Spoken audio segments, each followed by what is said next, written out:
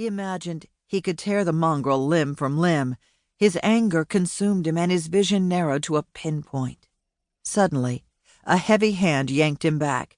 "You're already facing assault and battery," Sheriff Mason Calleva said. "Don't add another charge to it." A burly man in his 30s, the sheriff wasn't someone most people wanted to tangle with, but Quentin was past all fear. He struggled to no avail against the officer's grip. The sheriff dragged him to his car and shoved him into the back. After being read his rights, Quentin found himself booked and jailed for breaking the restraining order. When he finally posted bail several hours later, he knew what he had to do. 1. The North Woods crowded in around her, cutting off all possibility of escape. The brambles tore at her skin and left trickles of blood where they touched. Davy was calling for her, crying out for her to find him. Perspiration matted her hair to her forehead, and she pressed on through the thorns. She had to find him. He was depending on her. They said he was dead, but she knew it wasn't so. He was out here somewhere. Samson barked, an urgent sound that propelled her past the thicket. A cabin lay in the valley before her. He was down there. Her son was waiting for her.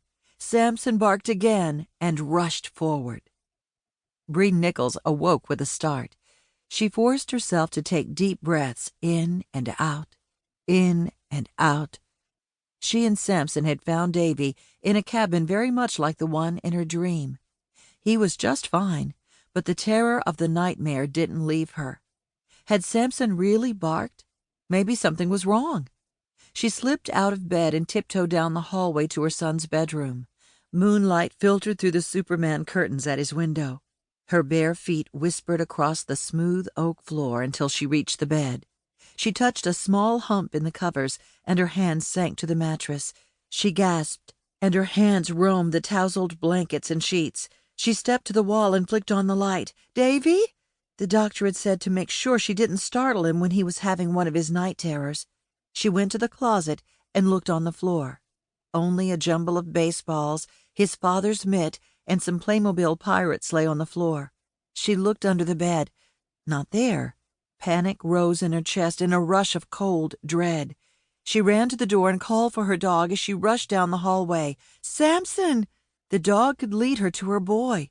At the top of the stairs, she touched the light switch, and a welcome brightness lit the way. She reached the bottom of the steps. "Samson, come!" She heard the click of his nails on the hardwood floor of the entry. He came through the door into the living room, his tail down, a sure sign of distress. He pressed his cold nose against her leg, bare below her knee-length nightgown. Bree rubbed his ears. "Where's Davy, boy? Find Davy!" The dog whined and padded down the entry hall toward the back of the house. 4 years old now, he had the stamina of a German shepherd mixed with a heart of the true mutt he was. She followed him. He pushed through the swinging door to the kitchen. A musty scent wafted up from the open basement door. Surely Davy wasn't down there. What if he'd fallen? Frantic now, Bree flipped on the basement light, grabbed the flashlight on a shelf at the top of the landing, and rushed past Samson down the stairs. There was no sign of Davy at the foot of the stairs, and she felt the tension in her shoulders ease a bit. At least he hadn't fallen. "Davy?" she called, still careful to keep her voice soft and as unconcerned as she was able. A whimper answered her, but in the cavernous shadows of the basement she couldn't tell where it came from. Samson pushed past her and padded toward a shadowy recess. The dog lay on his paws and stared under a bulky table laden with Rob's tools. He looked back toward Bree as if to ask what was taking her so long. She went to the table and dropped to her knees. "Davy, I'm here. It's okay. You're safe." The flashlight's beam revealed her son's small form. Wedged under the table in a small hole where the concrete had broken away from the wall, Davy lay curled in a fetal position, his thumb in his mouth. His favorite book, The Tale of 3 Trees by Angela Hunt, was clutched against his chest. Right now he looked even younger than his 4 years. Bree reached out and touched his face. "Hey, Pumpkin, found you. You ready to quit playing hide-and-seek and get back to bed?" It was all she could do to keep her voice light. Davy blinked slowly.